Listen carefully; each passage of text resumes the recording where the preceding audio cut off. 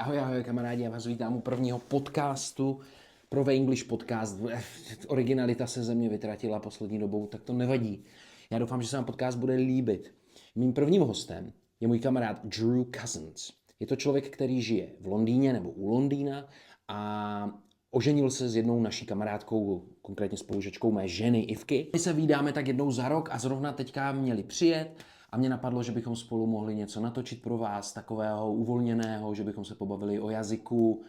A samozřejmě, tak jak to tady bývá, tak to skončilo úplně někde jinde. Ještě se k tomu váží taková pěkná historka. Já jsem si myslel, že oni přijdou na návštěvu, domluvíme se na tom podcastu a oni přišli na návštěvu s tím, že už jdeme ten den natáčet. Tak já říkám, super, uděláme to hned. A samozřejmě jsem si paměťovou kartu do foťáku nechal doma, takže celý podcast je natočen na mobil.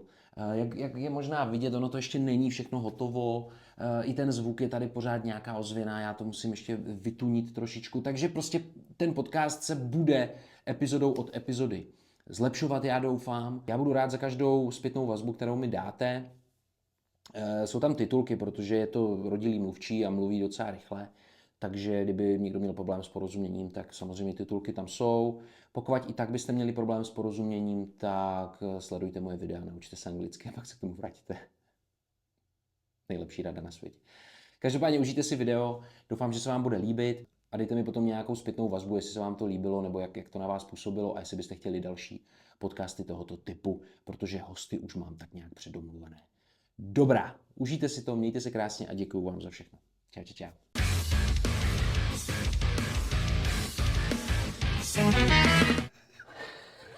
We're on. First time. First time ever. Is it first time for you? Yes. You've For never a podcast? Yeah. Yeah. Well, I don't know anyone that does this. Oh yeah, that's right. So it's just you. Oh, it's just me. Yeah, I had to fly all the way over just for it. That's amazing. So thank you for You're doing welcome. it. Thank you for taking the time. Oh, no, that's good. Great. So, how's your trip? Yeah, well, we only got here, yesterday? But traveling with two little girls, but that was interesting with two little ones. Is there any tip that you would give to parents wanting to travel but they're afraid of taking two kids? Is there any hack or tip? I don't think there's a hack or a tip. I think it's just if your kids are going to be good on the plane or not. And yeah, I mean, yesterday though, it just felt busy. Ostrava's fine. Getting here, the airport is a great size.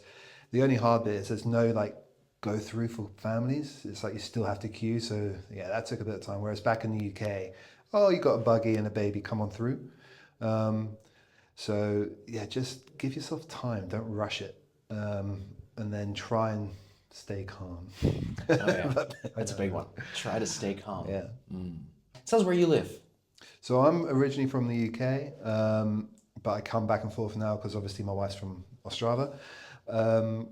So yeah, it's just outside south of London. So it's not quite London, but I could drive into London in about 40 minutes. So yeah, just a little bit south called Surrey.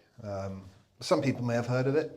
Ascot Racecourse is a big thing. It's close to me, but we live just to there. And I always kind of grew up there and then studied there. But I spent time working in Africa and done a few things here and there as well, just with different job roles. So yeah, a little bit different.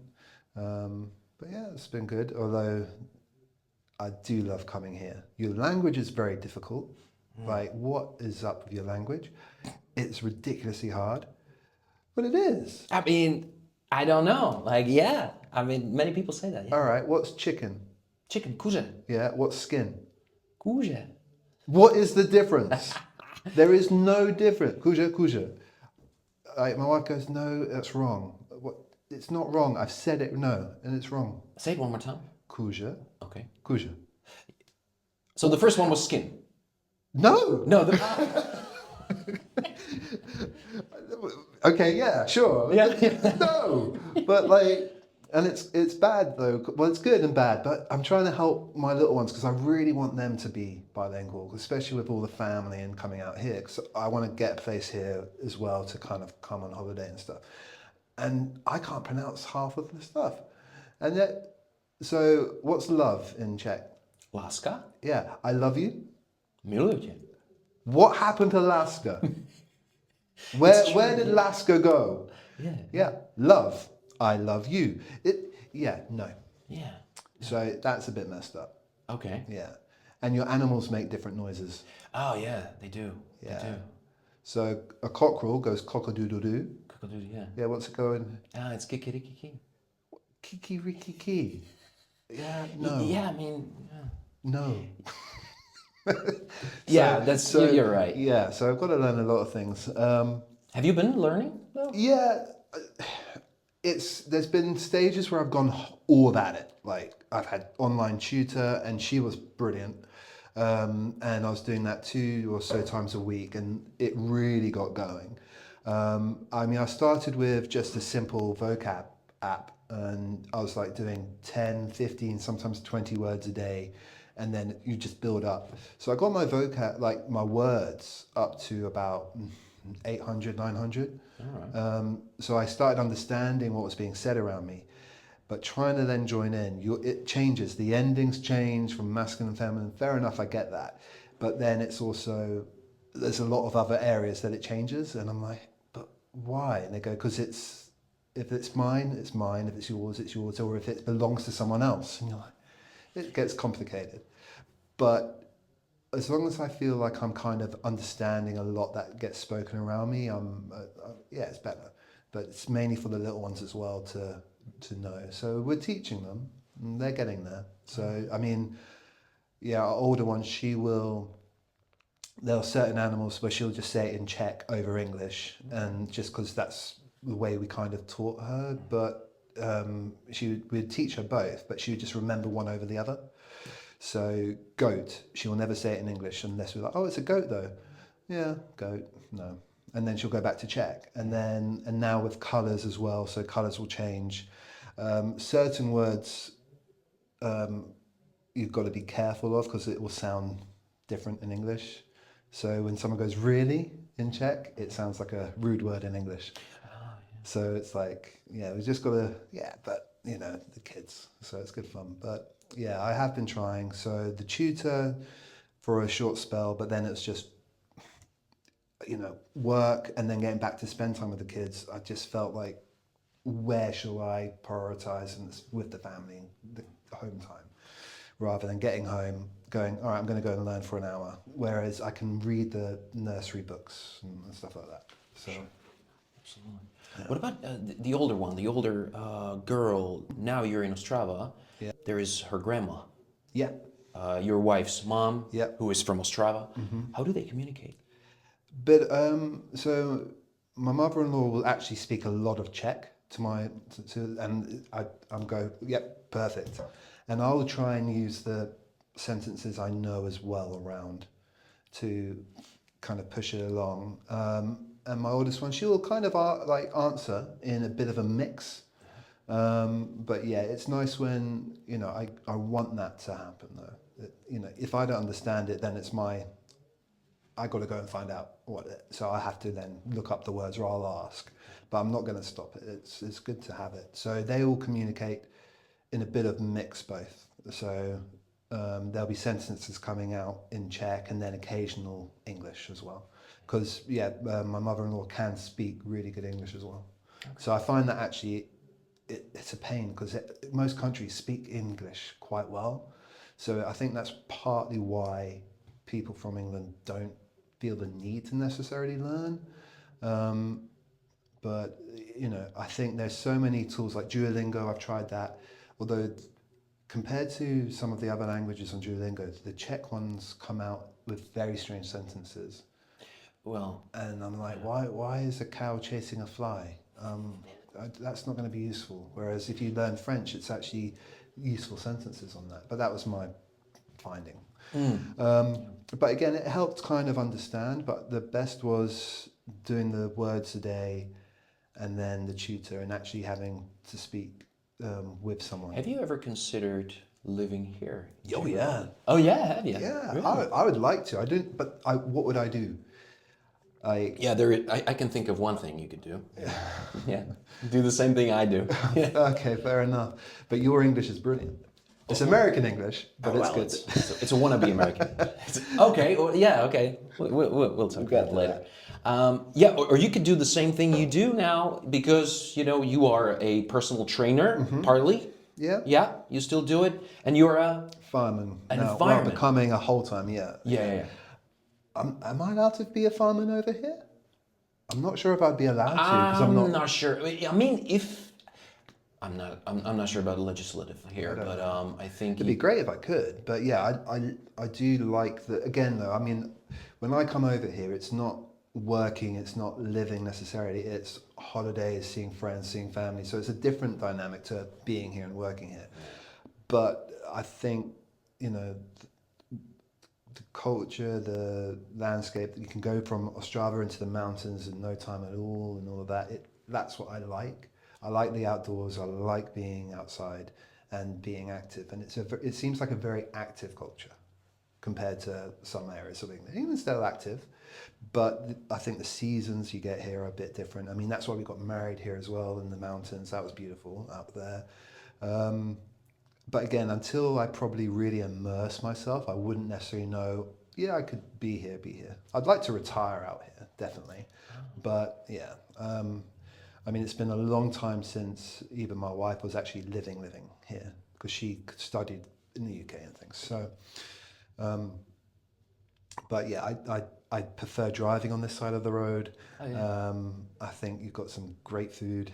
And I'd quite like to, but again, my experience is still that kind of blossomed holiday of relax, enjoy it, rather than okay, I've got to go back to work and take the kids to nursery or school or all that. So it would be a different experience, I think. Right. Because again, the longest I spent out here is probably in one go. It's probably about 2 weeks or so. Mm-hmm. So maybe come out here for a lot longer and see what it was really like and having to work. Yeah, we'll see. If somebody wants to or considers going to Live in England? Yeah, live in England, what advice would you give them? Or what should they be prepared for? Prepared for? I mean, you can only go from what you only experience. So where we live, transport-wise, you need a car. In certain places, like if you were to live in central London, you don't need the car. It's very expensive now in most areas to live, and the work-life balance is quite hard to find in certain areas. So you've then got to consider, okay, move here to things. But Would you recommend it? I don't think England's bad. I think it's, I think there's a lot of good things to England. There's a lot of different types of areas that you can live. There's a lot of history. There's a lot of things, you've got NHS, you've got a few other things like that are brilliant for people and things. I did live abroad for a while, on and off with work, but I didn't miss England, but I was happy to be back, but nothing had changed. But again, I think the only thing that really will change the way you view things are age and then having a family. So this is why I got into the firefighting as well, is because all of a sudden I had kids. I was like, right, I need something a little bit more sustainable than just the PT and working in a gym, because that fluctuates. So I was going off a 9-month year rather than a 12-month year, because the clients would be on holiday, get sick, I go on holiday, I get sick.